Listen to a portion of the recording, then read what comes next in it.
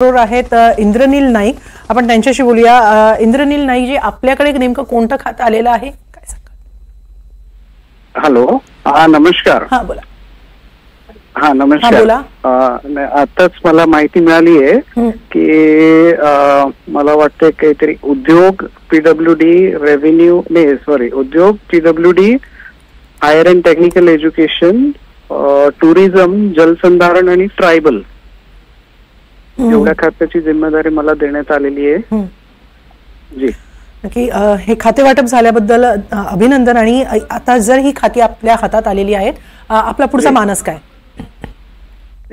माझा इंटरेस्ट होताच मला उद्योग विभागामध्ये, कारण की उद्योग म्हटलं तर आपण नेहमी शहरी विभाग बघतो की मेट्रो सिटीज असेल तिथेच एक कॉन्सन्ट्रेट करतो, पण माझी इच्छा होती की तालुका लेवल जेवढे तालुका लेवल आहेत ना तिथले इंडस्ट्रीज वाढले पाहिजे। तिथून जो मायग्रेशन होतो लेबर मायग्रेट होतात ना, ते मायग्रेट नको व्हायला आणि आपल्या प्रत्येक त्या तालुक्यातच लेबर राहायला पाहिजे। आणि वॉटर कन्झर्वेशन म्हणजे जलसंधारण, त्याच्यात मला विशेष इंटरेस्ट याच्यासाठी होतं की माझे काका स्वर्गीय सुधाकर नाईक साहेब जेव्हा ते मुख्यमंत्री होते त्यांनीच त्या खात्याची निर्मिती केली, तर मला आनंद आहे की त्यांनी खात्याची निर्मिती केली आणि तोच खाता मला मिळतोय आज।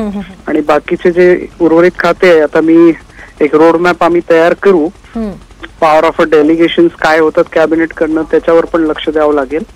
आणि पॉवर ऑफ डेलिगेशन नंतर एक रोडमॅप तयार करून समोर कसं काम करायचं ते ठरवू निश्चितपणे। या खाते वाटपामध्ये तिन्ही पक्षांकडे समसमान आणि तितक्याच वजनदार खाती गेली आहेत असं वाटतं का? काय म्हणणं आहे?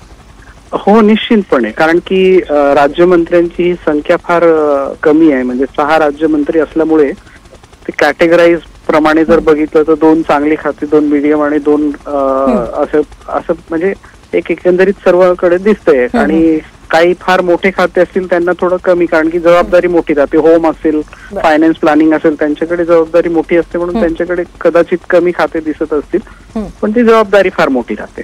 नक्कीच, खूप खूप धन्यवाद इंद्रनीलजी, NDTV मराठीकडे ही प्रतिक्रिया व्यक्त केल्याबद्दल।